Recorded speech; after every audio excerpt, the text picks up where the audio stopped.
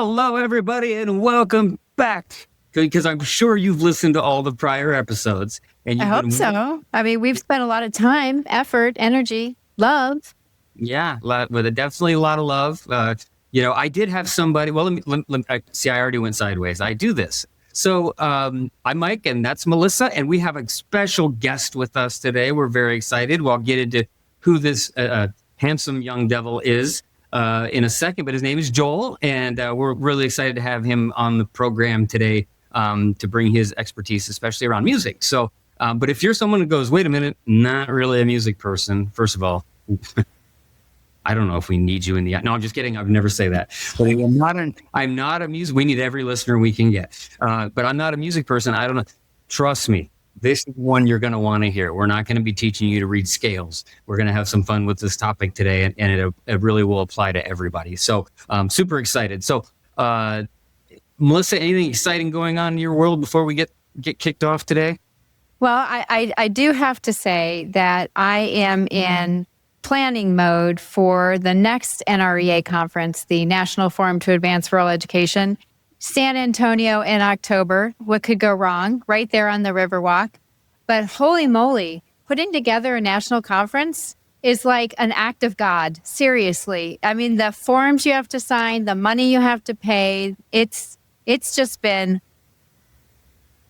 it's huge. It's huge. And luckily I have some people that are helping me with it, but it is quite a lift. I'm just saying. Well, Melissa, I got to tell you something. That's like the third, fourth, fifth time you've brought up something related to conferences. I know it might. I got to get you doing something else. One track mind going on, like a one song band, so to speak, staying with their music theme. Yeah, we got to get you. So, I mean, how are you so cheerful all the time when this is pretty much like what you're engulfed in all the time? Is this when we tell people what's actually in the water? Well, I went so far as to put little strings off the end, so it really looks like tea. So I've gotten into scotch lately. I don't know if I mentioned that to you. I think I did our last podcast. Actually, we will have to compare notes. I like a good peaty scotch. Oh, I don't know that I've graduated to peaty. Joel, are you a scotch guy? No, not really, man. But every now and then. Yeah. The great is Joel never makes you feel bad about what you asked. It was exactly. He's probably, I heard him saying, "Hell no, I don't like scotch," in a very nice way. Yeah, well, I've really gotten into it, but I have never gone full blown peaty. I am still kind of in the fruit / whatever that caramel / vanilla. Well, I don't know. I don't taste all that. All I know is it puts this incredible burn on the roof of my mouth that is kind of like a reverse of, you remember the Alien movies? When they bleed and it bleed through like 3 floors of like that green acid blood. Yeah. That's what it feels, but in reverse. And I love it. Oh, kind of like the mouth coming out like at you, like. Yeah, but no, not really. No, really. Much more. No, the acid through the floor was you don't need to twist my metaphors here a little bit. Like it was fine the way it was, but I appreciate your attempts to, make sure that I'm on track. So, I got nothing. So I had to say, I was super excited. I just had lunch with a person who said, "Hey, I listened to your podcast." We love that. We love that. It wasn't my mother. We love that even more. Yeah. Hi, Mike's mom. We're glad that you listened to, but that we actually have somebody that's not related to us listening is pretty exciting. Well, I'm reasonably confident the mom's not listening to it either. I have a feeling if he can't find time to call me, but he has time to do this podcast, to hell with him. I'm not listening to that. Ooh. So, last week I did tell a little story that related to mom, so I'm going to share that with her. So maybe she'll tune in, and then she'll be listening to this one and she'll be mad that I just framed her the way I just did, which, Mom, this is all for the sake of comedy. It is what it is, but I hope you're listening. We'll take relatives, but you know what we say? You don't have to listen to it, but by God, we're holding you accountable if you don't like or subscribe. 5 stars. I know I've got tons of, alleged friends on Facebook. And for some reason, there's like 100 of them that are like people I've never met. I don't know I don't think I've met them. I don't know. And for some reason, they're all in bikinis. I don't know why I keep getting these friend invites. I'm like, I must know this person, but I don't know. Should I If accept your it? algorithm is going to be interesting. No. If you're a male on That kind of stuff. Facebook, you're getting those invites, like you're a target. So you just I've got a slew of unaccepted friend invites, and they're all like that kind of creepy. I'm sure you're a hacker. You're a cool kind of guy. stuff. So I leave those Yeah. there. Or not. Yeah. What's that? You're a cool guy, man. Yeah. Well, cool. So yeah, I am wearing a powder blue blazer-esque thing today, which is the kind of thing. Okay, but even better. Is it the time? Joel, you may not know this, but Melissa asks the question every time. And Melissa, you want to? Yeah. Where's the shirt? Give me the shirt. We started. I always have a concert shirt of some sort on, or something significant when I'm wearing. And this one. Oh man. This one of the bands that Joel is in, one of my favorite bands of all time, Decker, a local Phoenix act that is, in a bit of a hiatus, but it doesn't mean they haven't left a slew of great music that you can find on streaming or sometimes in your local record store, especially if you live in Arizona, because people who live in Arizona know how incredible Decker is. And so you can go to Zia's, you can go to any of these shops and you'll find Decker albums. But if you live outside of state, for our audience that's living in, I don't know, Kenya, Singapore, China, go to Spotify. If you're in China, if you can get to Spotify, I don't think they've blocked that. Decker didn't sing any anti-state government, Chinese state songs that I recall. Yeah, not yet. Joel? Yeah. Okay. Find cause to get He's everybody been working on his Mandarin. root, Yeah, right? yeah. He's been working on it, man. Well, and knowing Brandon, he'll master it. So, I have a lot of stuff. I think I've already touched on a few things but I thought it'd be fun to get to stuck in our crawl, because I have a feeling we're going to talk ourselves to death in this conversation, because it's going to be so much fun. I thought it'd be fun to get straight to stuck in my crawl. Okay. So I want to hear it. What do you got? Well, I must have a large crawl because I get a lot of stuff stuck in it. Like I think I need to go to a doctor. Is that proctologist? Who would handle the fact that I've got a large crawl? Because there's stuff stuck in it constantly. And my crawl has gotten larger as I've gotten older, because it seems like more stuff is getting stuck in my crawl. So I had to really narrow down my crawl list. And I've decided that the hit list today includes popcorn. Oh, do tell. Because it seems innocuous. Well, that's an awfully big word. I got my vaccines. Thank you. But sorry, I didn't mean to go political. So for the record, I do know innocuous, but just like I framed my mom incorrectly, sometimes it's for the sake of comment. So anyway, popcorn, there's a laundry list of issues that I have with it. First is that it tastes great. Like, do you guys like popcorn? Of course. I hate popcorn. What? Oh, okay. Well, I do. I can't like it. It gets stuck in your teeth. That's the beauty of it. It's a struggle. It doesn't taste like anything. It's a struggle. The struggle is real. Yeah. No. You got to work for it, It's not that nice. good. Yeah. I would rather lick off the cheese powder or eat the caramel than eat the popcorn. A cheese powder. Okay, so you're right about the stuck in the teeth, although I can live with that, because about 27 to 29% of any meal I eat ends up in my teeth. So I'm used to that. That's why I always have be a dentist. It's the dentist is why I have food stuck in my teeth all the time.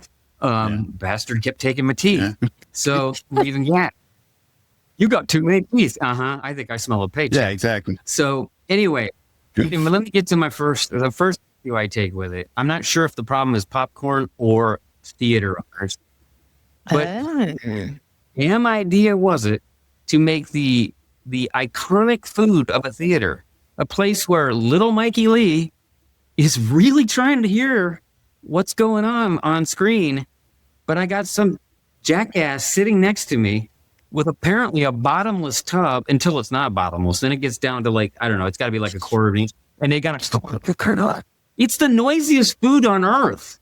Why choose something like popcorn to have in a movie theater when it makes so much damn noise? I mean, why not sunflower seeds while you're at it? It's cheap, man. It's cheap. The profits are great there, Joel, you've hit it spot on. Back in the day, I worked at one of the original one house theaters here in Phoenix, the Senate Capri. There it is. And I remember they were in those 5-pound bags of corn kernels, and essentially cost them $25 for about $15,000. Amazing. Whoa. Are you serious? No, I made up those numbers. Okay. But he is free. The profit margin on Born popcorn. last night. Okay. I might have undersold it for all I know. Yeah, you probably did, man. Yeah.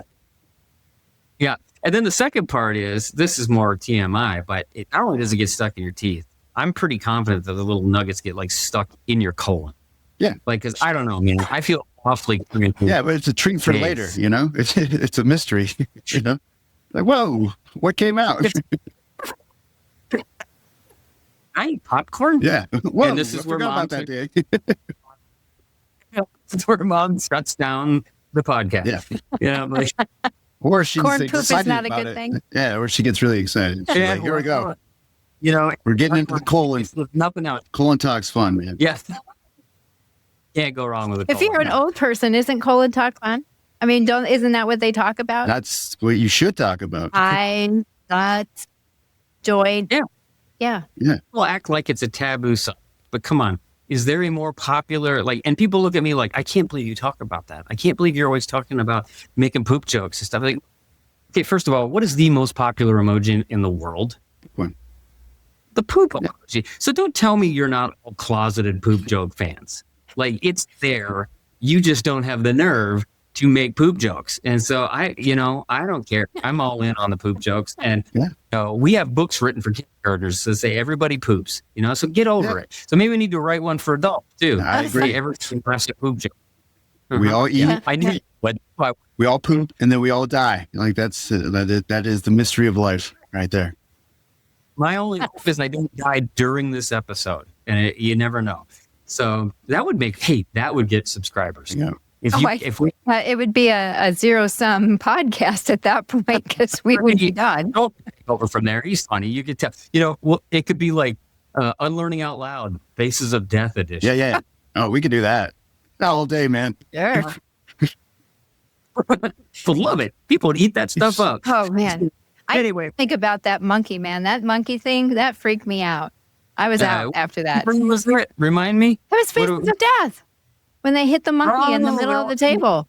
The death, yeah. Faces of Death, now that it has the YouTube, I don't think, when kids in high school, let's get hold of a Faces of Death tape. And, I don't think that's a thing anymore. I don't know. Joe, you're young. You're with the young. Is anybody watching Faces of Death videos anymore? I don't know what that is, so no. But I mean, maybe. Oh, man, we really dated ourselves. No, I mean, if the hair sounds wasn't cool. enough. I mean, there's a monkey getting smashed in the table. That sounds pretty awesome. He's like, hey, we're not quite boomers, but he's like, you guys have your janky conversations and your janky podcasts using the kids slang, love and it. kicking us to This is awesome. Joel has the ability to bridge the gap multi-generation. Some days. He's just got that. Some kind of days. talent. Yeah. So let's get to today's topic. Oh, did you have a crawl? Did you have something stuck in your crawl? Mine was popcorn. If not, we can move on. Anybody have? So anything been eaten at anybody here? Joel, I'll let you go first because I do have one. We don't have anything. We just sprung it on. Yeah. You go first. Let me think on this one first. You want to think about it? Yeah. Okay. So it is winter in Arizona right now, which means who comes into town? Canadians. Snowbirds, man. Yeah. Snowbirds. Just Canadians. It's only Canadians. Canadians. This year, I don't think that's not a political. Oh, yeah, statement, it probably is now. Yeah. No, but we got snowbirds and they're driving and they're not driving well and they just don't drive well. And so it's every time you pull out of anywhere, it's trying to deal with a snowbird who's also trying to pull out in the same lane that you are already in. It's just. The great thing is they always roll down their window. Well, nobody rolls down their window, but they push a button in the window and they go, oh, sorry about that. And then they leave you a bottle of maple syrup. Which is awesome. Okay, where do you run into old people? Because I've never gotten maple syrup. You haven't run into Canadian old people. They come. It's like those video games. If you run into like the old Mario Brothers and stuff, where if you bumped into somebody and a little coin would flip above your head. if you run into old Canadian people and you bump into them, a little thing of maple syrup pops out of their head and you collect it and put it in your bag. Okay, I think Kevin Carney is coming after you. Yeah. You're forgetting Good luck there, Kevin Carney. Carney. You're getting Mark over the Carney, border. I'm not Kevin pretty Carney. sure. Oops, Mark Don't Carney. get me wrong. I love the Canadians. Love Toronto. We got a trip planned to Vancouver, so I'm not slamming Canadians. I love maple syrup. So, Joel, you got anything? I mean, I've been pretty happy, man. Ironically, so nothing's really been been cooking under my skin that I can really get, too crazy about right now. So yeah, no, I've been pretty happy. Maybe we'll bring up some sort of bad memory that you definitely should. Please do. Yeah. So today's topic is something that we're going to blend mostly on the fun side, but we are going to get some good insight. And I'm really excited to officially introduce Joel, because we're going to be talking about music. And I know some people will be saying, well, why would you be talking about music if people aren't musicians? The reason is because music is truly a tapestry. There's my big word for today. It's not really a big word, but music is really a tapestry that surrounds us, that it's a part of our lives. It's associated with memories. You hear a certain song, it takes you to a certain place. You hear a certain vibe, it puts you in a certain mood. We like to talk about the neuropsych side of stuff and the psychology side of stuff, and the research around the influence that music has, especially around rhythm and beats. And we got the right guy on for that because Joel is a great drummer. So to not talk about music to me is actually surprising. And people who know me know that I'm a big wannabe music nerd, and I'm much more of an aficionado than I am anybody that could create music. But I love the artistry. I think it's important, and I don't think it gets the attention that it deserves in terms of being something that's talked about. It's almost like we take it for granted. And so bringing it to the surface, talking a little bit about it. But before you tune out, people going, "Oh God, he's getting serious." We're going to have some really fun. We're going to have a few fun things, like one of them is borderline stuck in the crawl for me relative to one of our, what do people need to unlearn? And it has to do with videoing concerts with their phones. So just wait till we climb on that horse. But first, let's introduce Joel. Joel, I first had the good fortune to run into Joel as he's a member of one of my favorite bands, fantastic drummer. He's involved in a lot of projects, and I'll let you tell the audience about yourself a little bit, Joel. But just the presence and the seriousness for a guy that is as kind of jovial and lighthearted and laughs at banging monkeys against the table. The Joel that takes the stage is incredibly serious about his craft, and really, he once told me that's all. I would be if I could just play music all the time. Like that's how much it means to him, and you can see that in his craft. So I thought he'd be a great guest to talk about some both fun and some serious stuff, and give us some insights into what does go on in those green rooms backstage before a concert, or without naming names, of course.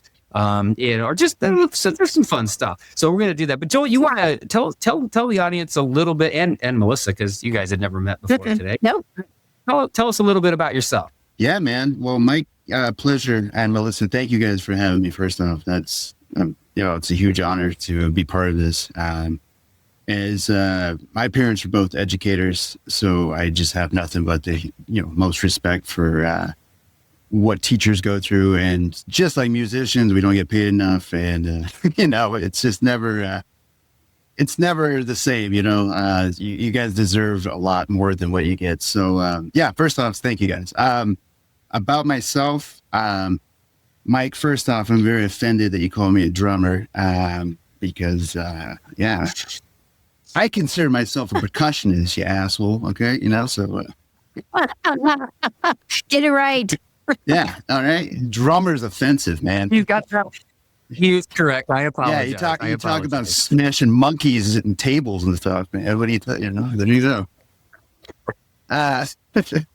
No, I got nothing. yeah. No, it's You got the whole part right of nothing else. Yeah, you know that part, right? So, first off, I apologize if my audio and video is choppy and stuff, but I'll do the best I can. It's good. It's good? Okay. Worked pretty well. Okay. All right. So far, so good. So basically, I've been playing drums for, 20 plus years now. But beyond that is, again, just trying to understand music and study music. My story is pretty traditional in a sense of the pots and pans kid that, hit stuff at, young age. I got exposed to the actual drum set from my uncle. He had his drum kit back in Kalamazoo, Michigan. So I went to my grandparents' house and just kind of messed around. I had no idea what I was doing. I absolutely did not. Really didn't get really heavily involved in music, like playing wise, until like later in life, probably in about middle school. My saving grace was my parents, because both of them, again, were educators, and they told me and my brother both that we had to do music at some point in our life. And the funny story is my brother, we got to choose our instruments. And my brother, who's a couple years older than me, he chose trumpet, and he thought it only had 3 notes. And so he was trying to, take the easy route, Yeah. And, he learned the hard way and didn't really care too much for it. My dad actually was a trumpet player too. And so that's kind of why he loved it. And so, and then he, once he picked it up, he was just like, yeah, this sucks, man. Like I have to learn all this stuff, So, anyways, so once I got into school, middle school, I was just like infatuated with drums, right? I have been. And, ironically, what kind of got me into it in the first place was like dancing, which is weird. It's like a kind of like rhythm and just moving and stuff like that. Just as a kid was just always like kind of moving around, just active and stuff like that. Make a long story short, I really got into skateboarding at the time as well. So I also contribute a lot of my musical influences to kind of where I was as a kid at that point, trying to be a rebellious skateboarder kid, punk rock, screw the world, like I'm going to do it my way kind of thing. And I would hurt myself quite a bit skateboarding. I wasn't very good. I kind of sucked at skateboarding. And my dad made me wear pads. And I thought that was so lame, because no one else wanted to wear pads. And so he was basically like, you get to choose one. You're either going to play some drums or skateboard. And I was like, well, I'm way better at playing drums than I am at, skateboarding. So from there, I just, started to kind of hang out with my friends that were all kind of into the same thing. And then it just kind of progressed. So one thing that I was really interested about talking about in this conversation was just what kids learn when, going through the public school system as musicians. And I think, fortunately, you get exposed, as I think most kids should. You should get exposed to music and trying to play an instrument, whether you're good at it and you're going to keep up with it. I think it's solely up to the individual, but just first being exposed to it is so impactful for later in life, and without, hijacking the conversation, I think what hopefully we talk about a little bit is not just music, but just creativity in general, and just kind of be able to combine the elements of as you're developing it as a person and what that means, as an artist or a creator, And so that's kind of bringing me to my first topic, which is like defining what an artist even is anymore, especially in this digital age, It's ironic that, even doing this podcast that we're talking about just being content creators now. So it's kind of almost like a redefinition of what an artist even is anymore. And so, I don't know if you guys are familiar. There's a really amazing documentary called Pause, Press Play, I believe, or maybe it's Press, Pause, Play. I can't remember. Anyways, it came out roughly around like 2011. And it does an amazing job of kind of bringing light to artists from all medias. It doesn't matter, what media you're involved in, but how it's relevant to the digital age now. And it's pretty fascinating because, it's not groundbreaking in the sense like we all kind of have shifted and changed as time's gone on with like, and being an artist and a musician or whatever, comedian or whatever in the digital age and how we adapt and change to that. What I loved about that documentary though is there's a gentleman in there, his name's Andrew Keene, and he wrote a book called Digital Vertigo. And It's an actual really good read if you haven't read it before. And he does a really good job of kind of exposing to the fact that, this technology is like a democracy in a sense that everybody has it now, which is amazing, right? Because we all can do stuff like this, like podcasts and everything like that. But does it create what he calls gray goo in the sense that like everything just becomes flat, as an artist? Like, and is it hard to break through, especially nowadays with, you're fighting against TikTok and, Instagram reels and all this like surface level stuff, and people are just so used to doom scrolling and stuff like that now, right? And that's like a term that's used now. And as a real artist, are you able to break through to that? And so that's where like I think the conversation is like interesting, and being a musician trying to survive in that realm nowadays.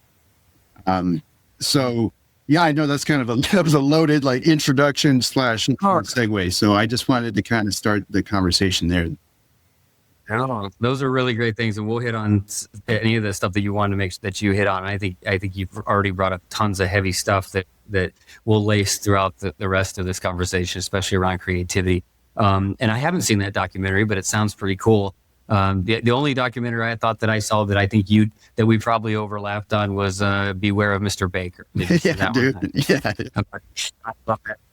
Yeah, it's so good. Yeah. So, yeah, I love that. It's just that, did you see that one, Melissa? No, I haven't. I'm going to have to put it on my list. Yeah. So it's, and so actually that leads me to let me say that, because I do want to ask Joel real quick to just quickly bring the audience up to speed in terms of like the types of music and stuff that he's doing today. So we know how he kind of got going, but he's been involved in multiple projects and that kind of thing. So if you just want to tell the audience, like, what kind of stuff are you dabbling? What kind of music are you playing these days? Absolutely. So I was like classically trained. And again, kind of just backtracking a little bit, like, I was very embarrassed, like kind of growing up in the sense that like, I didn't have like a good formal education, ironically going through the public school system to where I should have been.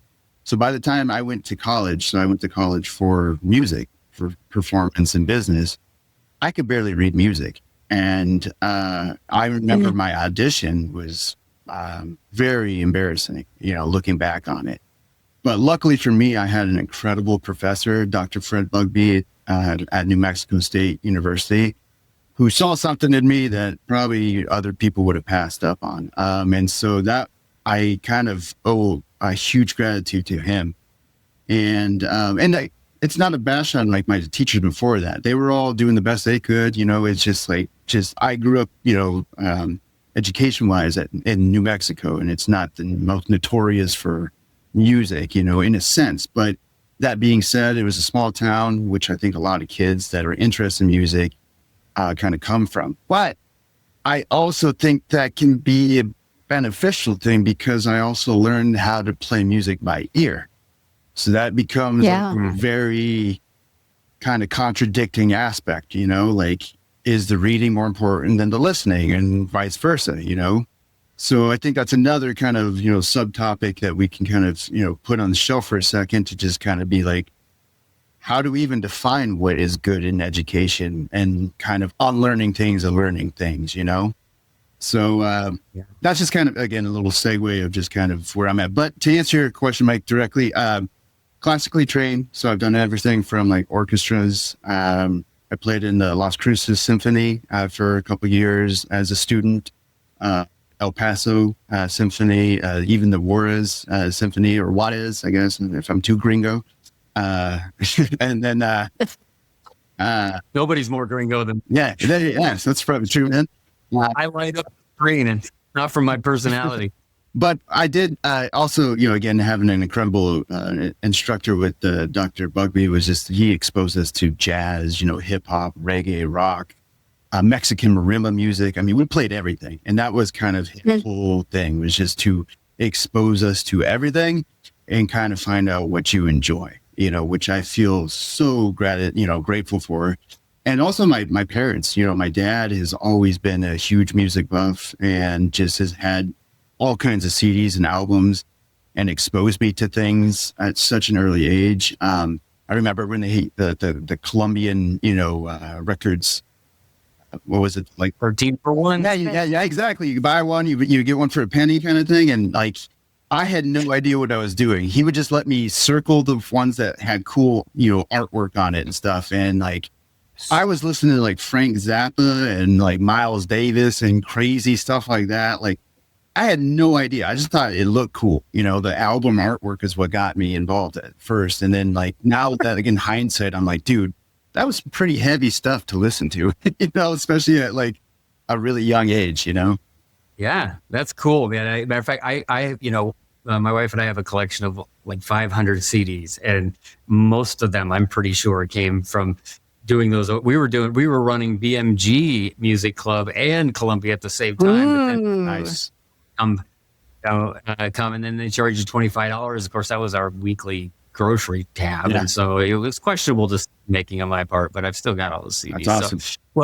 So yeah, that's a really great setup, and even some stuff that I didn't know. That's pretty cool. And so you talked about your classically trained experience and all that, and really being, it seems like, gravitating towards percussion. But your brother picked trumpet. If somebody said to you, percussion instruments don't exist, and you need to pick up a different instrument, which one would it be? Piano, without a doubt. Okay. Which I guess technically is, play it? well, it is a percussion instrument. Like if you really think about it, it technically is. But I can BS my way through it. I had to do it in college and I was terrible, and I'm still terrible at it, but that's one regret I really have in life, was not starting piano sooner, just to understand more of the melodic and like theory, aspects of it. But other than that, I mean, bass would be another one. I think it goes core with, bass, drum, rhythm section kind of thing. So something along those lines, definitely. Cool. Very cool. So as we get into some of the percussion conversation, and we're going to get to, for those of you who are like, wow, I thought they said they were going to be doing a lot more laughing. That's coming. But this is really off, and it's kind of the driver of some of what we wanted to talk about. But I do want to, kind of dive into some of the percussion questions. See how I'm doing that? I'm framing it correctly now. Percussion. But I do want to ask you, some people know a lot of drummers, there's the famous ones that everybody knows kind of thing. And then there's ones like the deep cut ones that people who play instruments go, oh man, they just don't know how great so-and-so is. Who are some of your favorite, drummers, percussionists, people that are out there that people may or may not know? Man, it's such a loaded question. And it's so hard to even pick like a top, like a Mount Rushmore, because it's just, there's so many. And it just depends on like styles, and then, education, and you take any subject matter and you just apply somebody to that. I guess off the top of my head, some of my favorites would be like Steve Gadd, who's an incredible a musician. Max Roach was a huge influence on me. A lot of the jazz guys, Elvin Jones, Tony Williams. More modern guys would be like Jojo Mayer, Benny Gribb, Peter Erskine. Like I said, it goes on. And like, that's, I think, again, the beauty of why I gravitate towards drums and percussion in general is the community itself is absolutely insanely supportive as well. I mean, we have a whole dedication to just the arts for drummers and percussionists, right? And that's the PASIC organization, Percussion Art Society. And my first time ever going to that just changed the way I look at life, and just like how I even view music, And again, I owe a lot of that to my own professors for kind of encouraging us to do stuff like that. So, it goes on and on. So percussion, those guys, that's one of probably my favorite quartets of all time. I mean, they're only percussion and quartet, or ensemble, just changed my world as well. So, and it influenced how I look at even playing the drums now. Guys like Glenn Cochise, another guy who plays with Wilco, but then he also does his own, solo stuff. And it goes on and on. Like I said, there's so many guys I could sit here for hours and talk about, So I have a question. So Iron Butterflies, Anagata Davida, is it worth the hype? In what way? 13 minutes of percussion, a little bit of organ, but 13 minutes of percussion, was it as sentinel to percussion as the hype? It's a great question because it depends on what you're smoking, first off. And then it also just depends on, the context. Honestly, it's all context based. Like it's all, that's what's so hard about like all these questions, like, putting them it's all context based, right? Because these musicians, they were doing stuff that was just so beyond, what was happening at the time. So like for it to be a thing, absolutely. So to have it be a black or white question is impossible, Yeah, that's fair. Right. You mentioned a lot of those drummers. Some of the names I knew. Some of them I knew because I saw the movie Whiplash, and Roach came up. Yeah, which I love, by the way. Oh my God, I've never seen that movie. I've never seen it, man. Not seen I'm Whiplash? not going to watch it. I'm not going to watch it. You need to watch. It's really interesting. Yeah, it's entertaining, but for me, like this is my objection to, right? Is just that it's too Hollywood for me sometimes. Some of it, it's like the movie Drumline too. I've seen some of that where it's just like, I understand you have a story plot and a direction where you're going to go, but is the context of it really realistic? And from what I've seen, it probably is. I think there's probably some real good truth to it.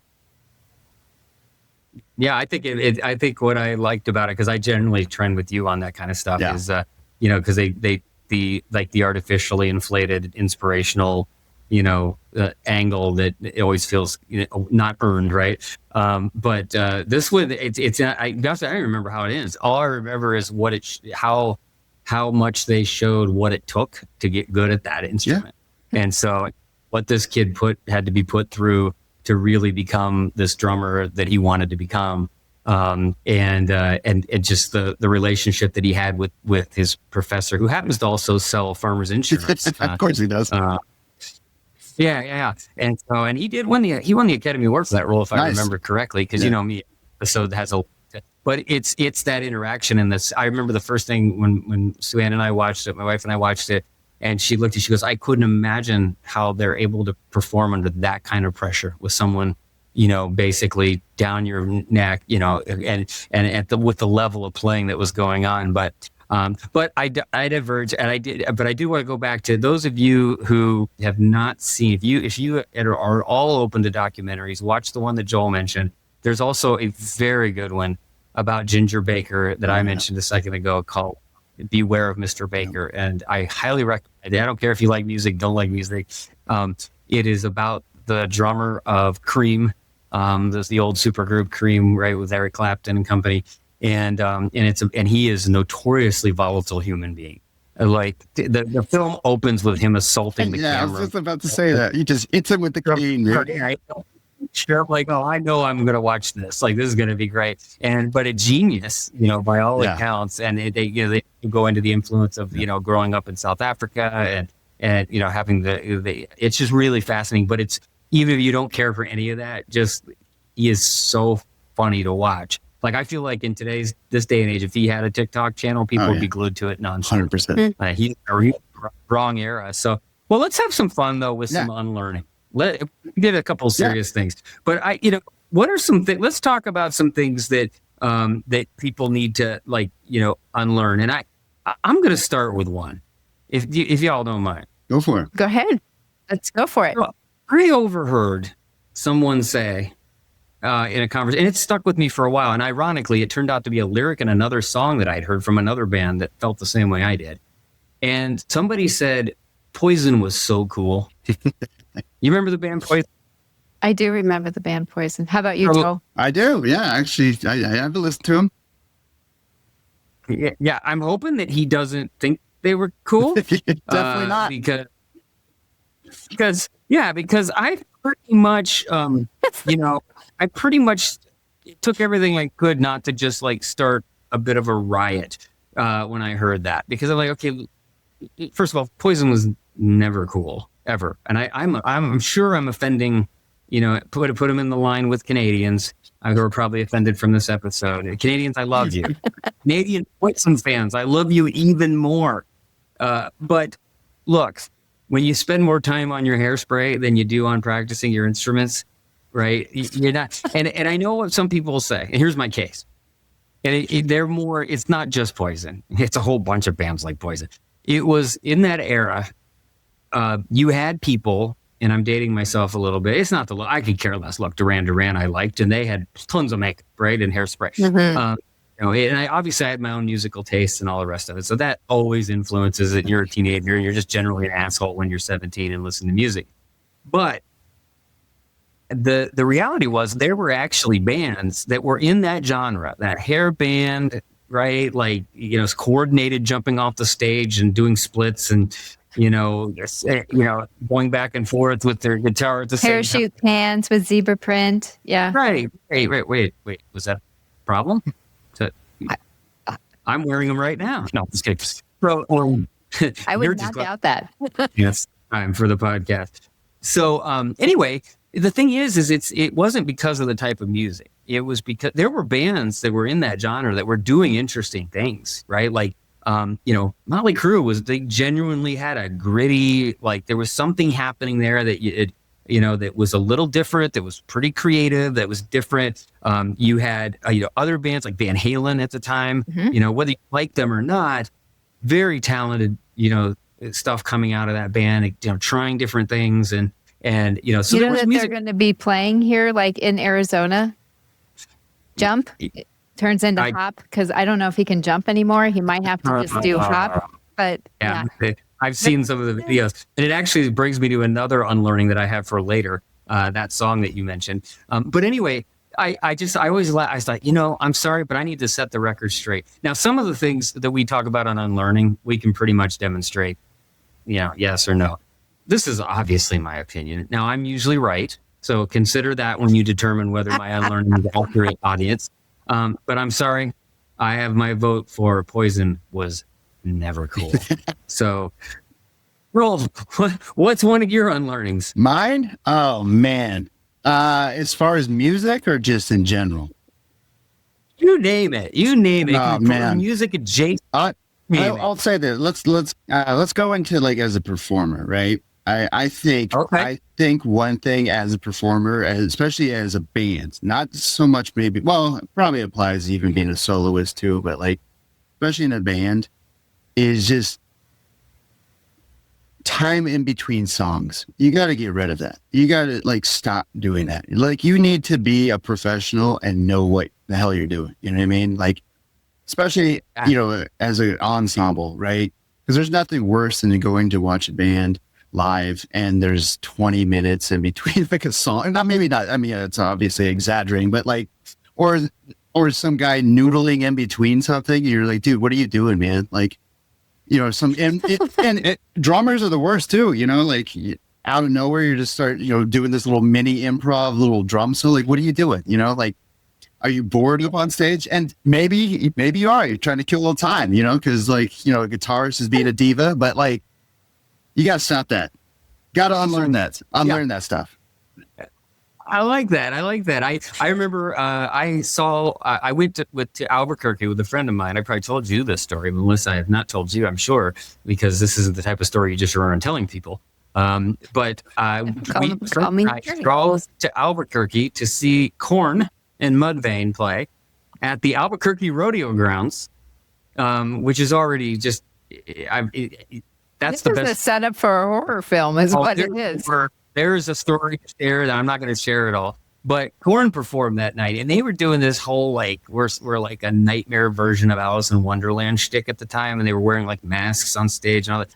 And man, and I liked them. They put on good shows. I've seen them before, but man, for some reason, they had not unlearned what Joel just mentioned. They were taking forever for these little mini costume changes. And I'm like, yeah, I don't really like do the costume change between this. You're going to have the encore. So, change your whole outfit for all I care. Go full Barbara Streisand, but save it for that part because I'm probably going to go pee in that time anyway. So it's not going to bother me. So yeah, I like that one a lot, Joe. I think that one's pretty good. I got another unlearning one, and this is for the audience. Yeah, I'm talking to you, audience, because this is a whole litany of issues. But let me start with, if you want to yell at the top of your lungs a conversation to a friend of yours or an acquaintance, they have a place for that. It's called a bar or a patio or your home. Because going to a concert, standing next to a person who probably paid a decent amount of money to see the show. I've been to concerts where you spend hundreds of dollars for a ticket, and I've been to $5 concerts. They can all be amazing.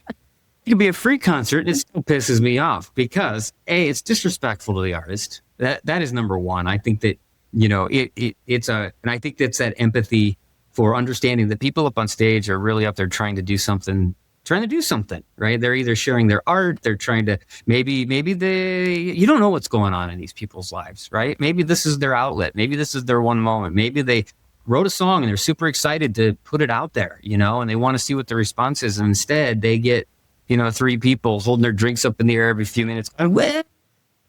And so anyway, then he went blah, blah, blah, blah, blah, blah. And I'm just like, and it's not just girls. I know people are like, oh, chicks. It's not chicks, right? First of all, it's not 1980. I know. Is everyone. Usually it's girls. And then the guy is trying to impress the girls, right? I'll hear the guys go, I know, right? Anybody need another drink? And then they just go like walking. So I had a house concert here one time from one of Joel's colleagues, and hosted it here in my townhome. It was amazing. It was great. It was one of the best nights ever. And I got to stand up on stage, and it was a fantasy for me. Like, it was right up there with you name it. I stood up on this little stage in my townhome and said, I get to say something that I wish I could say to everyone at concerts when I'm out in public, but this is my concert. You're all here for free. I got him here. When he sings, shut the hell up. And I didn't say hell. And then I made everybody repeat after me. It was pretty damn funny. The teacher and me came out. I was like, okay, so remember, Brandon sings. What do you do? And everybody had to say, shut up. And it was, oh my God. First of all, it's a little Napoleon complex. I get it. But it all was the greatest. Like, you've got to hear the magic of the music and not the person sitting next to you. And I know I'm being crotchety old man. I was going to say, that's a stuck in your craw. It is a stuck in my craw. But it is related to unlearning. Like, you don't go to, if you want to say, like, the socialization is part of to me, this is what we need to unlearn. That the socialization piece needs to happen verbally during a music performance. The socialization in music, if people will just let it happen, in my opinion, again, I'm being a little opinionated on this one. Let it happen is the communal experience of experiencing the art from the artists on stage. It's even if you don't care for the music, it's the filtering of the art. Right. Okay, so here's a question for you. So is it not appropriate then to sing along at the concert with the artist, right? Unless you're drunk and you're trying to sing Freebird when they're singing something completely different, right? No, sing-alongs are great. That's some of the most energizing. You can tell when a band wants you to sing along and when a band doesn't. And, I remember I had an experience. It actually is one of my favorite concert experiences of all time. I used to go to the Telluride Blues and Brews Festival every year. And they do these things called the midnight shows, juke joint sessions. And so they have the big festival all day. And it is what it is. Festivals are festivals. Like, there's a lot that you lose from a festival environment. But they do these scattered all around downtown Telluride, which is this great little front of a Coors bottle, right? They have these small venues, and they're like, some of them are down in a basement, some are, there's like 4 of them. And your ticket gets you can go to any of them, and you can spend part of time in one, go to another, and you name it. So I was in a show in this basement place. I was right up against the front because this musician, the band's called it's a one-man band, but the Bones of J.R. Jones. And I absolutely love this guy. I love his music. And I was up in the front, and I'm confident that I was the only one. He was actually opening for the other act, and he got the band fired up. He got the crowd kind of fired up because he was really good. He's playing slide guitar or old metal resonator, like it's killer. Playing drums with his foot because he's a one man band thing at the time, and he had a call and response in his song that if you listen to the song, you'd know it's kind of a call and response thing. You don't have to, but he's had a backup singer. So he got to that part of the song, and guess what? Little idiots in the front row being his backup singer when he sang it.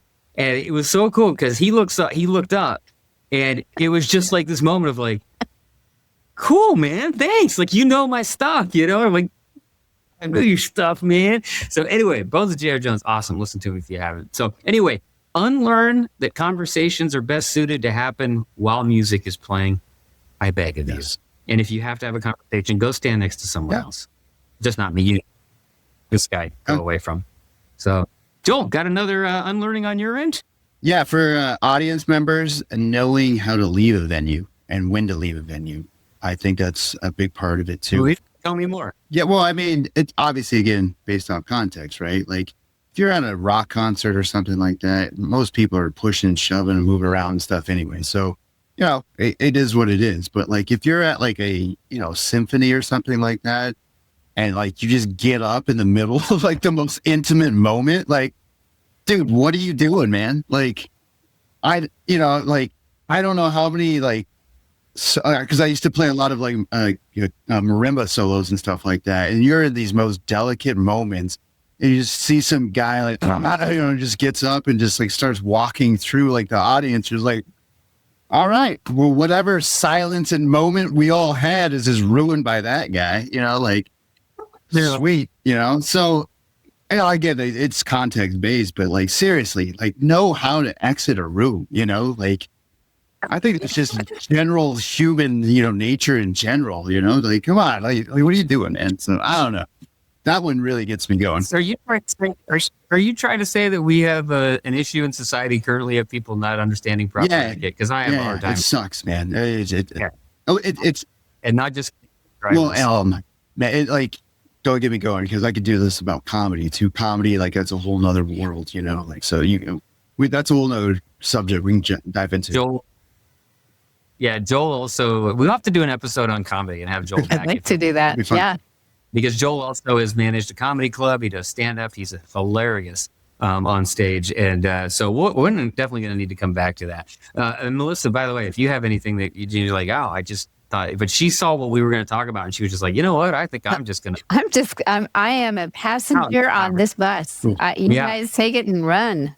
Well, I've got another one, and this one's really important. This one might be the most important one. Matter of fact, if all of society could learn this, the world would be a better place. Oh, we'd have this armament. We'd have a peace in Russia and Ukraine. We would have Middle Eastern peace. We'd have cats and dogs getting along, to quote Ghostbusters. And so you need to unlearn, not you guys, y'all, all right, like Chris Rock said. Unlearn that if you're the tallest person in the venue and you're in a standing room area, that you should stand directly in front of me.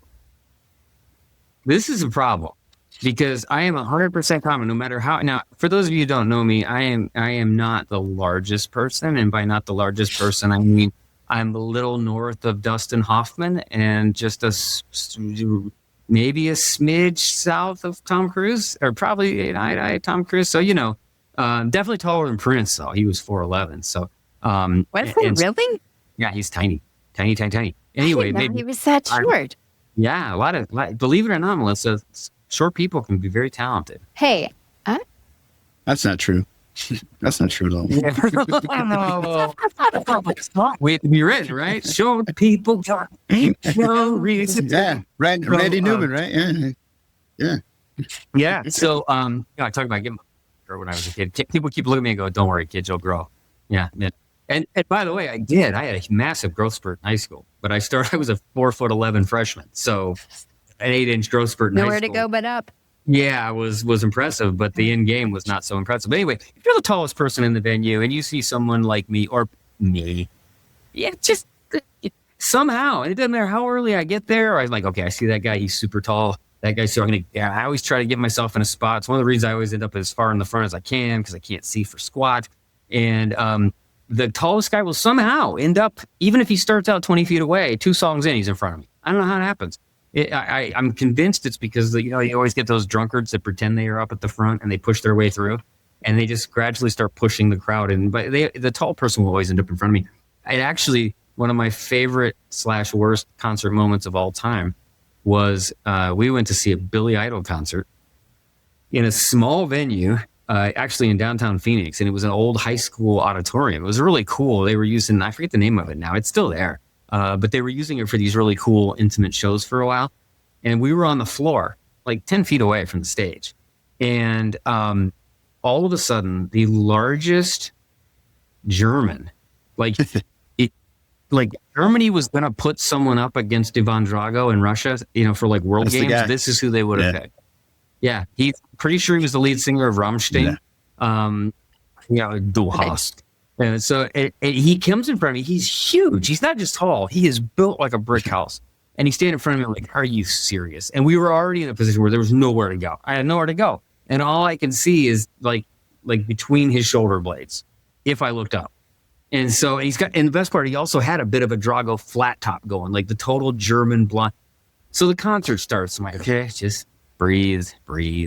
So we're starting to, it's great. I'm doing this a lot. And then the guy starts to he's dancing and he's doing like the 80s, like thing, but he's doing the 80s. Like I could just picture him like at a Kraftwerk concert in Berlin, like, down by a bunch of graffiti. Killing it. And then he starts talking, people around him and he's like, ah, and he turns around to me, and pardon the language, but he turns around, he's like, fucking Billy Idol, man. Fucking Billy Idol. And he's like, shut up. Well, within 5 minutes of that, I'm looking back and I'm like, fucking Billy Idol, man. And I'm like, this guy's great. I love this. I love Germany. I love everything to do with Germany. I'm even willing to look past some of the horrible things they did in the early part of the century. It's because this guy turned out to be my favorite huge person that blocked my view for most of a concert of all time. He was having the time of his life. And I decided he should stay wherever the hell he wants to. This guy was loving it. So, did he put you on his shoulder?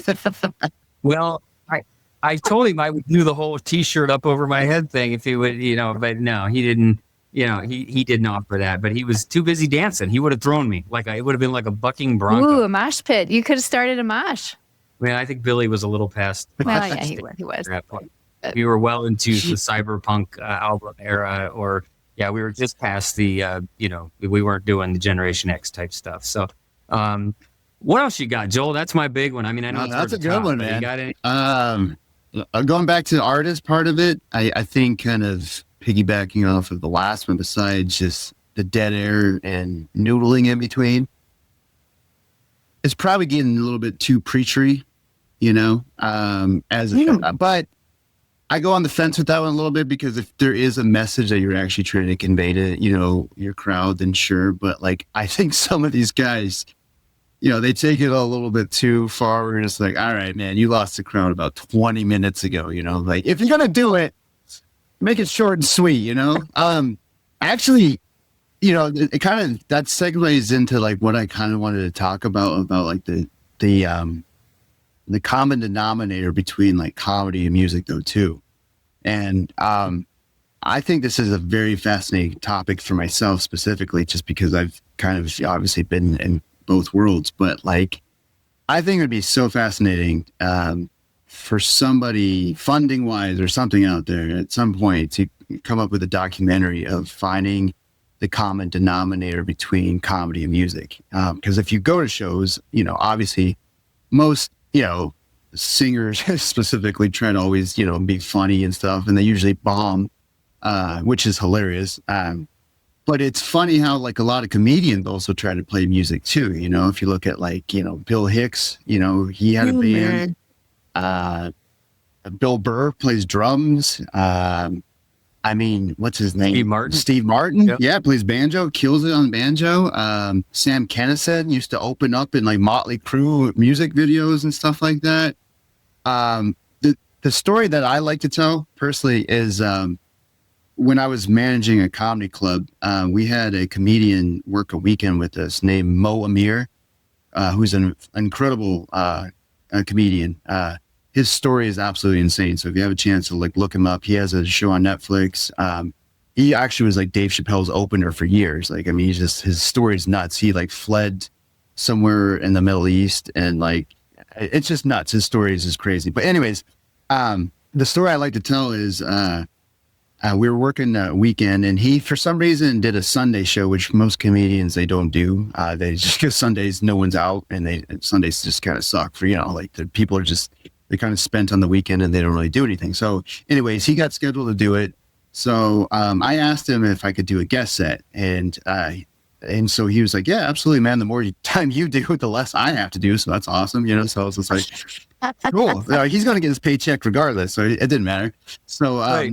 anyways, like the way that the club was set up, there was like a front bar and then there was like the showroom on the other side. So he was at the bar when I asked him. And so he was watching a basketball game. And so anyways, I went and did my set and I came back out and I was like, hey man, like, what'd you think? And he's just like, I didn't watch it. I knew you were going to suck. And then he just started laughing. He's like, I'm just kidding, man. He's like, I had money on the game, so I was going to watch it. He's like, but you probably going to suck anyways. And I was like, yeah, you're probably right. Like, so anyways, so the fun part of the story is like afterward, we had a great weekend together. It was like a great experience, like working with him, just like a sweetheart of a guy, just a great person. So we were out on the patio and he smokes and I don't, but like, so I was out there with him, just kind of shooting the breeze with him. And I was like, I know this is going to sound really lame to ask, but what would Dave Chappelle like say to up and coming comedians? Like, what's kind of some advice he would give? And he said, the thing that he tells a lot of young comedians is to listen to Thelonious Monk. And I was like, the jazz pianist? And he's just like, yeah. And I was like, what? Like why? And I love Monk stuff. Monk is just a genius, right? But he's just like his cadence.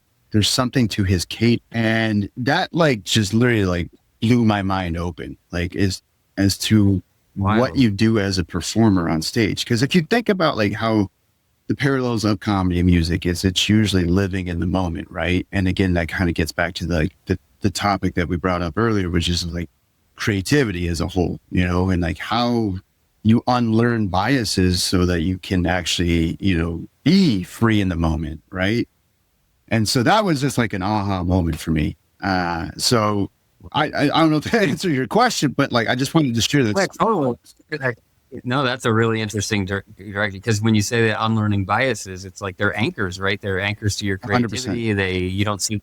Yeah, it's like we've talked about that a lot on the show. The idea that pretty much what we think going in is going to pretty much dictate what we see, expect. Like it's going to shape what comes next in such a predictable way that the more you can, be aware of those tendencies, that kind of thing. It's called being human, but being aware of it. That's a really interesting one there. I think I would never have guessed that you'd get that kind of advice from a comedian like that. That's pretty cool. Well, and so like for me, like taking that information was just like, again, like I think it would be so fascinating to make some type of documentary of the parallels of these two art forms and how there's just this common denominator, obviously besides like ego and like being a performer, but just like how you're living within the moment. Like getting back to like the music side of things for me specifically, like again, a lot of kids get introduced to bands, and marching band is usually like how most kids get introduced to like an instrument. And I think it's really interesting how marching band there's competitions for that, right? And so and art automatically kind of puts music in this weird thing, right? Because you're just like, now you're not only like trying to teach somebody like music, but then you're also making it a competitive thing, which is already just not necessarily a bad thing, right? Because these marching bands, the stuff that they're doing now is insane. It's amazing. Like if you see some of these shows and stuff, it's very athletic. I mean, it's insane. Like, especially like on these drum lines, these guys are wearing like 20, 30 pound drums and they're just doing acrobatic stuff, right? Like it's insane.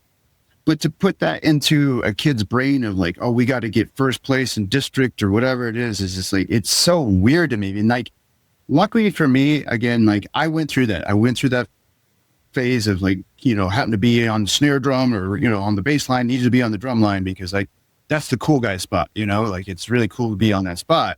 But then as I progressed, I remember some of my favorite musicians and instructors I talked to, they're like, dude, there's way more to music than just this.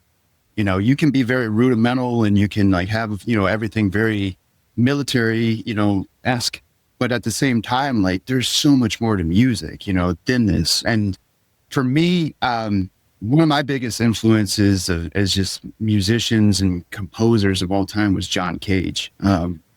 And I don't know if you guys are familiar or not with his work or anything. Character I used to play with on Mortal Kombat all the time. That was a good one. That was a good one. No, You're OP. Yeah. No, but John Cage was like, I mean, he's literally like the person for me, like to look at music in such a completely different context of just what it even is and the definition of it, right? Like, you know, one of his famous pieces was 433. I don't know if you guys are familiar with that. Basically, he came out with an entire orchestra, right? And he sits down at the piano and closes the lid. And then for 4 minutes and 33 seconds, whatever happens in that room is the piece.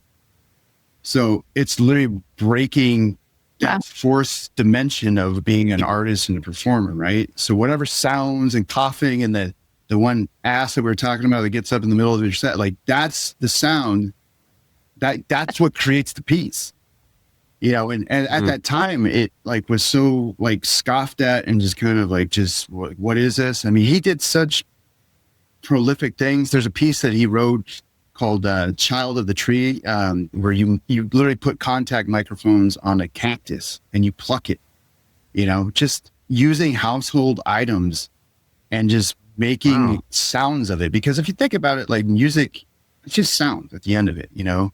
It's just when we start to put these like, you know, rules and restrictions on what that is, you know?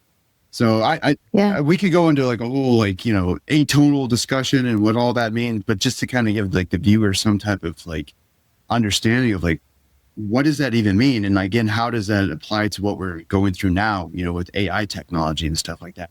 And can you jump into that, Joel? Because you talked about the great goo and something that is as avant-garde as Cage was to what we're getting now. That's a big difference. So talk about what's happening now versus what happened then. It's such a unknown area right now, because if you have listened to some of this AI music that's out there right now, it's phenomenal. I mean, like, because it's appeasing to what we're so used to. We're conditioned to hear certain melodies and rhythms and lyrics and stuff like that. And so it's appeasing, right? But again, it's just, obviously it's not created by a human at that point. So, you know, somebody like myself and, you know, the bands I play with now and what we're trying to do, it's just like, it kind of gets a little bit depressing. I'm not going to lie, you know, because I went back to school for like audio engineering and stuff like that as well. And to see the technology and what it can do really sheds light on just kind of ripping the curtain, you know, away from behind the scenes of like some of the great artists that we look up to and admire. Really, is it just being so polished and just using the technology to, I don't know, use as a crutch, I guess. Again, where is that spectrum, you know, and do people even care anymore? I think that's the bigger question. Like, good that's point. like where I'm at, is like, you know, especially younger generations. And, you know, I'm teaching drums right now.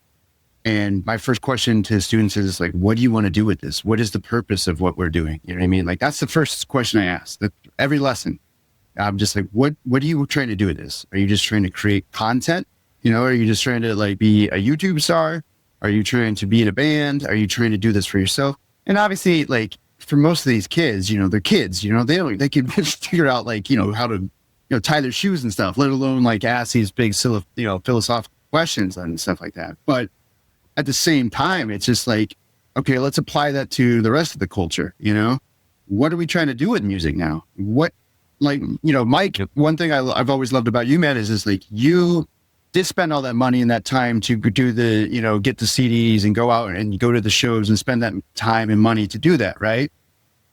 That's part of like the whole experience to you, right? Like that's, again, like you said, like going to the concert, you're sharing that with a community of other people. Is that ecosystem, right? Yeah. Is that even like important to people though anymore? And I think that's like, these are questions that I can't really answer, you know, myself. I think it's just the discussion is what's important about it, you know, and kind of figuring out what that means to people. So again, like the AI music stuff, is it scary for some artists? Sure. But I think like any art form and technology, you know, it's like, let's take, for example, the electric guitar. It's like, that was probably scary for somebody in the beginning at first, right? But then you use it to adapt, right? And you use it, you know, as a tool. So again, that's kind of that documentary I talked about, the pause, press, play. They kind of talk on that if using these new like devices and stuff. But again, it becomes a question of like, when is enough, and how are these tools used as tools, and when are they used to just, mask everything nowadays, and as crutches. So I don't know. It's a loaded question for sure. It is. And there's a whole lot of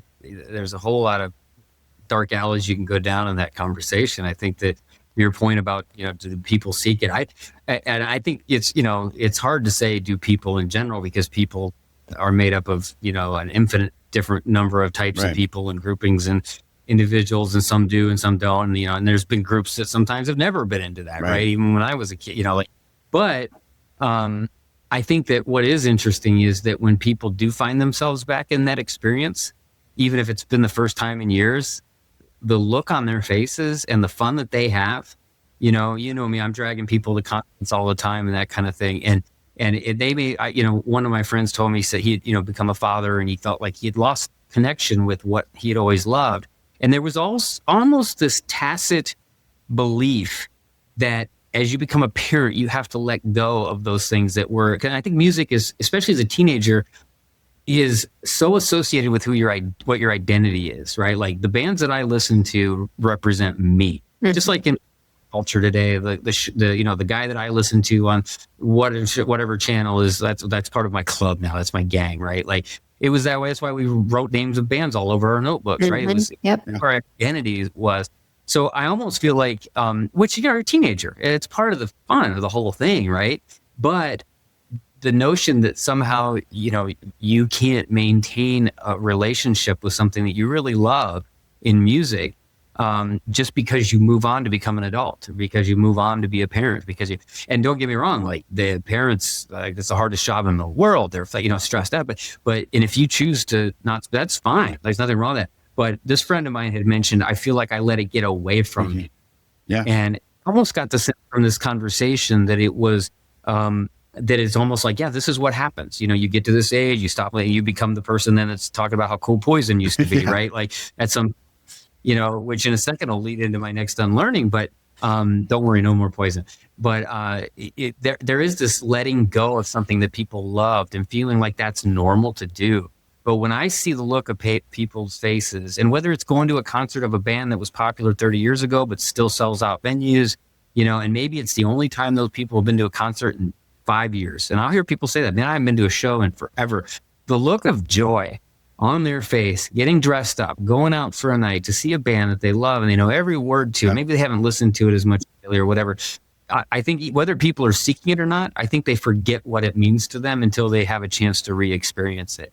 And so, so unless people have like problems with crowd phobias and all the rest of it, it tends to be something that people are just having a damn good time, reconnecting. And in the AI thing, I think that's a whole fascinating conversation because, not only is electric guitars, there was the whole thing with synths, right? Like, oh, you're just reproducing, Ferris Bueller making music out of coughs, right? And then we were like, oh my God, that's so cool. Yeah. And I mean, Kraft earlier and Depeche Mode and bands that were doing, well, that's not music. Well, they're making sounds and they're arranging them in a certain way.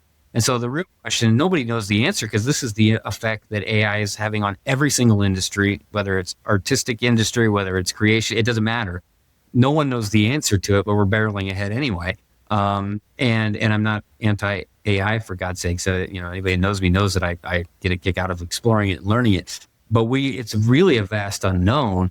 And what I find fascinating is, and we don't know the answer to this, is you'll hear the people that will say, well, something that doesn't have the soul of a human creation, right?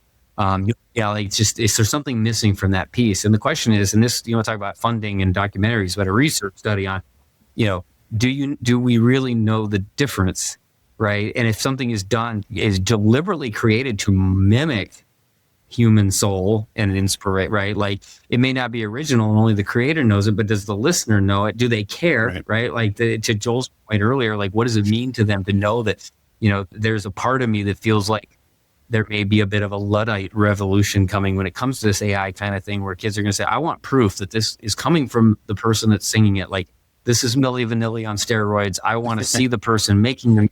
I want to see and I do wonder if there's going to be a point where it becomes a commodity, right? The ability, and I went so far as to think, I wonder if there would be, is there an opportunity to get in on it? Like, could you create platforms that prove to the user this is human made, right? Stamp, human certified. 100%. Like the person that wrote the book was written by a human, and we can prove it because they engaged in this interface.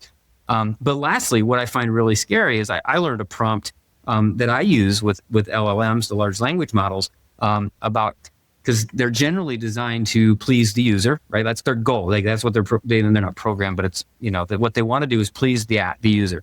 So generally, if you ask it, one of the things that LLMs are really good at is being a brainstorm partner, right? Like they're really good at that. That's one of the best uses for them. However, if you ask it to give you 10 ideas about such and such, it's going to create this probabilistic map of possible things that it could essentially say to you. And I'm oversimplifying it. Not that I fully understand the complexity, but I'm just speaking for the smart people. I'm oversimplifying it. But that what it will do is pick ones that are most likely that it believes are going to resonate with you, right? And so what's interesting is that then automatically restricts a certain level of creativity, right? Telling the person what they want to hear is a creativity block. So there's a prompt that came out of some research at Stanford, and they used, for example, generate 10 responses to, let's say, give me 10 ideas for something I could paint tonight, whatever. Give me 10 creative ideas for something that I could paint tonight.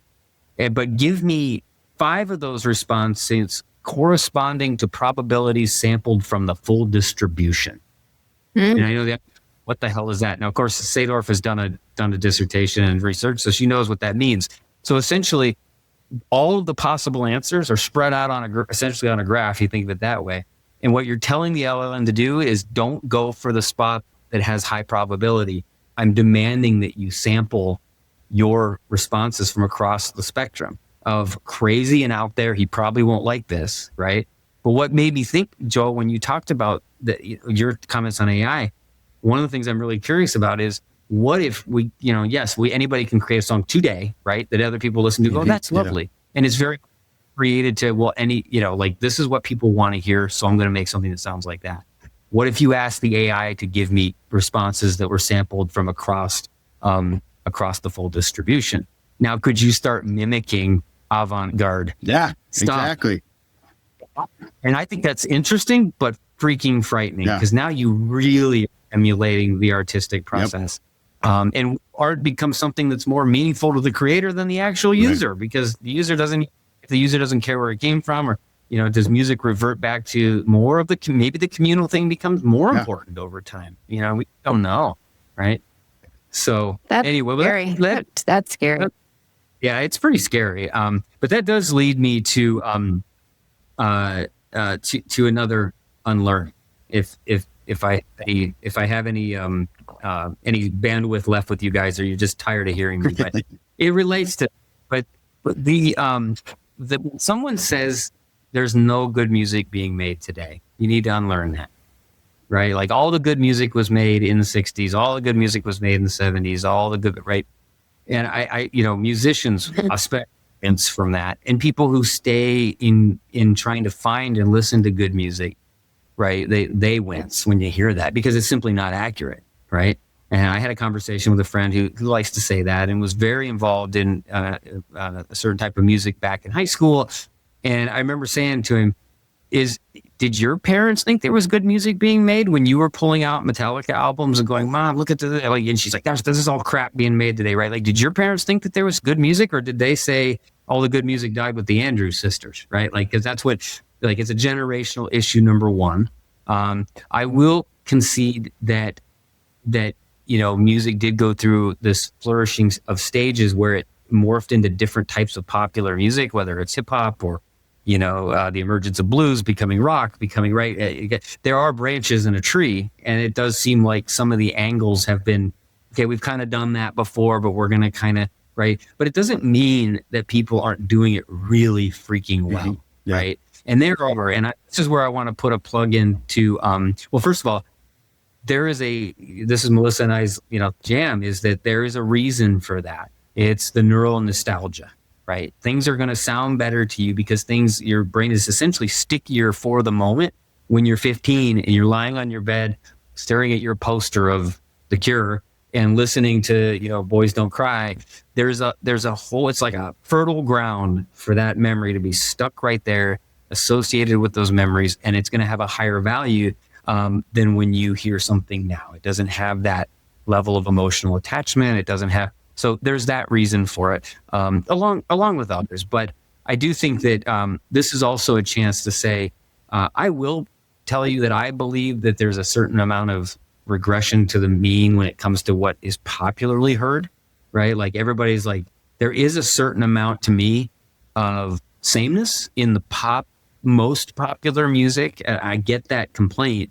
And it's fair. And I think it has to do with the commercialization and the selling of singles, not of albums, et cetera, et cetera, et cetera. And they're all using garage to try to sound like, whatever. So there's going to be a lot of similarities.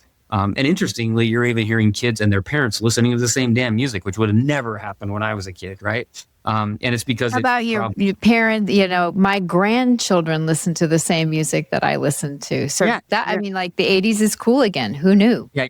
Well, and that's different. I mean, obviously, like I was listening to the Beatles when I was in the 80s, right? Like that, there are certain bands that trends at times, but when literally the new music that the kids are listening to, the mom is listening to when the car pulls up in front of the school, like those are experiences like, just like, wow, where am I? This is not like they're both saying, every single, right? Yep. But that is more about to me is more about what's being pushed and sold and right, like the commodification of music and the sales culture and the streaming culture and the algorithm. We've all heard, rail against that. This is where I want to put a plug in for local music, right? Because people who like, there's nothing out there. There are musicians, and I don't know how many times, my wife loves to say, especially about one of Joel's bands, Decker, which I mentioned earlier, I would put that band up against any band in the world.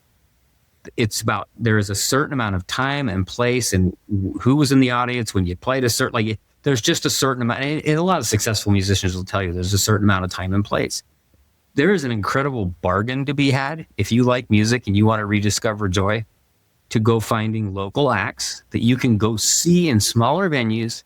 You don't have to spend $300 for the ticket. You're not going to be 500 yards away, right? Like, and I do those experiences too. I love them all. But you can connect with bands that have, in a lot of instances, have just as much talent as the people who have quote unquote made it big. And in a lot of instances, they've got a lot more talent, right? It's a spectrum of people. And so I just would encourage people to, get and see what's going on locally and go see somebody live, not in a bar, like the small venues that is actually, might have a bar in it, but is actually a concert venue, holds a couple hundred people. Go up and just listen. And I think you'll unlearn pretty quickly that there's still great music being made. So, so there's my soliloquy number. I don't know. That's probably my 15th soliloquy. Good stuff. So, all right. Well, we're going to have to start bringing this to a close. Can we hit you with some quick hit stuff, Phil? Yeah, unless there's some stuff you wanted to absolutely. mention. Let's do it. Okay. So first of all, the one question that people think of when they think of percussionists, I think that people think of all the time, was Ringo really a weak link for the Beatles? There's a lot of rumor to that one, man. Another incredible, if not one of my favorite drummers, is Bernard Purdie, who is supposedly the fifth member of the Beatles in a sense. He's made some wild claims on that, saying that he's drummed on some stuff. Ringo gets a lot of crap. And I don't know, like, is he my favorite drummer? No, but again, like context based, was he doing some amazing stuff? Absolutely. So I think he deserves what he got, man. I think he's a talent, and I don't hate the guy, Was he the only drummer? Probably not. Well, and I think it actually led to an unlearning that I'm not going to get into because of time. But, this idea that, especially with teenagers, would always get into the idea of like the athleticism of virtuoso guitar playing. Like, who's the best guitarist? Well, like Joe Satriani, man, he can play. This guy doesn't know what he's doing because he can't shred like that. And that's a skill. Don't get me wrong. Sure. But the service of the song concept, right? Like I watched many times some of the greatest songs of the bands, like the Decker band, you're really like laying down a fabric in the background and you're not hogging the spotlight. And if that's all anybody thought you could do, right? They may think, well, he's whatever.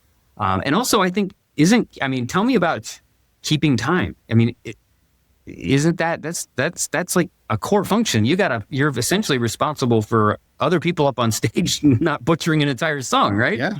No, for sure. I mean, like, that's such a complex thing because, like, what does define a good drummer, and like, I think you kind of nailed it. It's just catering to the song, it's just, yeah, obviously timekeeping is part of it. Just a quick little tangent story. One of my favorite instructors was this gentleman named Ed Pius, an incredible drummer. And he, he was actually supposed to be, supposedly, again, this is one of those before, there was, social media and stuff to back it up. But his claim to fame was he auditioned for AC/DC and he almost got the gig, but the only reason he didn't is because he's a tall Jewish guy and the lead singer didn't want to be around a big, tall Jew. I don't know if that's true or not. That's what he always tells. He's hilarious. He's such a cool guy. But my favorite lesson, I was in a lesson with him and we were working on something and another instructor, he's a trombone professor, he comes by and they had like a faculty jazz ensemble. And he's like, hey, Ed, like, you don't really come and play with us, for the faculty jazz ensemble anymore. Why is that? And he's just like, man, you got fingers. You can snap your own effing time, It's like, he's like, I'm here to be a musician. And I was just like, you can say that? Yeah, that's awesome. He's like, I'm not just a timekeeper. I'm here to play music, man. Like, and I was just like, this guy's awesome, dude. That's great. But that's what's impressive when I listen to drummers that are able to, manage to keep time yet do their own artistry. Yeah. It's just amazing when you listen to it. But I just think it's everybody does their own thing, right? And then you hear these, the Ringo Starrs of the world, or I remember hearing an anecdote about Larry Mullen Jr. for U2, who has one of the actual knocks on him in the studio at one point was he was too in time. And they felt like it was stripping away. The producer actually told him, you need to just, because it sounds like a drum track, like a metronome, and human, right? So actually getting away from that, and he has a number. He has essentially what amounts to I'm having a brain fart when you can't dyslexia. He has essentially a version of dyslexia except with numbers, and he's a drummer. Yep. Yeah. Wow. So when I always look like I'm in agony when I'm drumming, it's because I am. I've got my own system for how to, it's really challenging. Yeah. So anyway, I just always think that's interesting, that debate about, athleticism and virtue, being a, virtuoso versus, and then how do you do both, right? Like it's really, so last, and just for fun to close out, and Melissa, you're going to have to answer this one too. Just general music question. If there was one song that is popular, and I'm springing this on both of them, they didn't know this question was that's popular. Popular. It could be, it doesn't matter how old it is, that you wish you could erase from the face of the earth for I don't care what reason, but because it's popular and you've heard it 1,000, whatever the reason is, but it's just like, oh my God, I cannot stand. Because I feel like I'm likely the only person that's really offended anybody in the audience today. So I want to make sure that that's why I said it has to be really popular, because that guarantees people who are listening are going to like it. Is there a song, if you could just hit delete and make it go away, what would it be? Joey, you got one? Yeah. You probably got 5. Yeah. Do you want me to go first? Go for it. No, do it. Mine's not a song; it's an artist. Can I do that? Yeah. What the heck? All right, it would be anything by Garth Brooks. Like, just get rid of that guy. Just anything by that guy. Anything by Garth.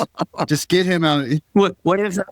What is it about Garth? Just make sure everything. We go full of everything, man. Everything. Yeah, that's such a fabricated BS. Just like, that's not musicianship. That's just a selling point. That is commercialism at its finest.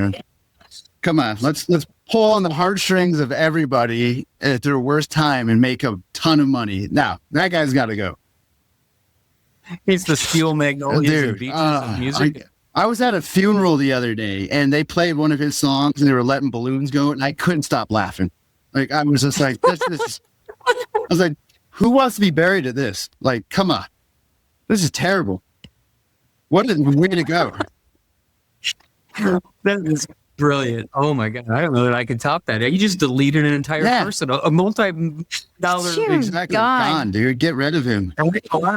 Purple Garth. I don't know. We'll see. We'll see how that takes. But All right, Melissa, I have two. One is that baby. You get another one that was so funny. Yeah, that was good. Baby Shark song. That I don't know. Maybe I've been hanging around kids too long. The Baby Shark song. Do do do do. Baby Shark. Do. You don't know that one? Okay. Yeah. It just, No, you just never ruined mind everybody's week right now by doing that because everybody. Once again, I'm questioning what you do in your free time. You do conferences, and you listen Baby Shark. Baby Baby Shark. Shark. But We the gotta other get one, you the other one. There's another one. Bye bye, Miss American Pie. That one needs to go. I am with you on that. Yeah, that just needs to go. The conspiracy theories alone are enough to just make you want to wipe it off the face of the earth. And Chevy to the levee, but the levee was dry. I got a tie. I'm gonna do two because I had one, and I'm gonna kind of shred a person on this one as well. My first one is by a band that actually I have a lot of respect for, but it's Black Hole Sun by Soundgarden. Yeah. And I don't get me wrong, I respect that it is far from the best song they've ever done, right? I mean, heck, they had a song on that very album, Spoon Man, that was infinitely better than Black Hole Sun. Video gave me the heebie-jeebies with like that pre-FX, like totally 1994 visual effects where they were like stretching the faces of the people who were looking at this. It was like a nightmare. And then they played it. This is back when there was a thing called radio and MTV. And it was on all the time over. And it was okay the first 75 times. And I don't even know what I think of the song technically. I know I like their heavy stuff. It just was like, this is what, and this is the song they're known for, even though I could make a case it's the least Soundgarden song of them all. My tie, I'm gonna piss some people off here, but I'm all in. Lenny Kravitz. Pretty much almost anything Lenny Kravitz. I could just start by saying, although American Woman, you don't like American Woman? Oh, I didn't like the original. So you remake a song I don't like, you're strike two already. I like the original. When I first saw him show up with "Are You Gonna Go My Way," I'm like, that's cool, right? Like that's. But when he came out with "I got to get away, I got to fly away, yeah, and then he goes full Dr. Seuss. I'm going up through the trees to all degrees, just you and me. Just going up, just like a butterfly, so very high. And then on top of it, this damn song hit so hard. It was, again, on constantly. And I'm like, dude, just stand there with your sunglasses and get your picture taken, with Lisa Bonet. And just enjoy the fact that you're cool and handsome and just leave it at that. Because that song needs to be thrown in the dumpster. I apologize. I'm sure Lenny is listening, and I'm sure but I can't stand that song.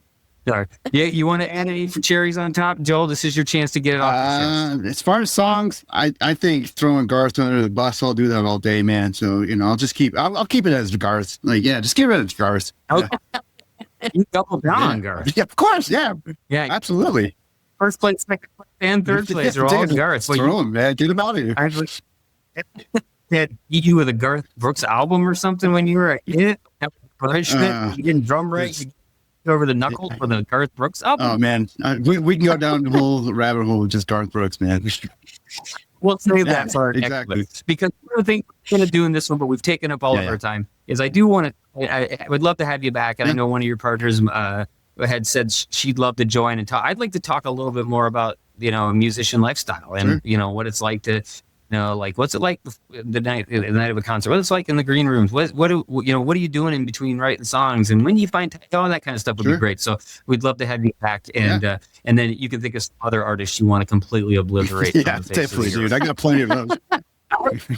It'll be 3 months from now, and it'll still be Garth. Yeah, dude, 100%. That's what I'm guessing. So. All right. Well, with that, we hope you've unlearned some things. Can I just share one thing? Sure. Friend.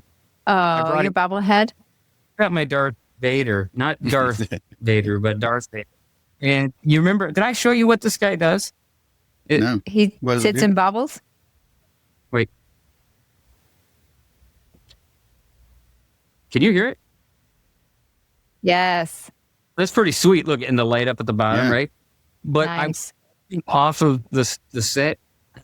I broke his.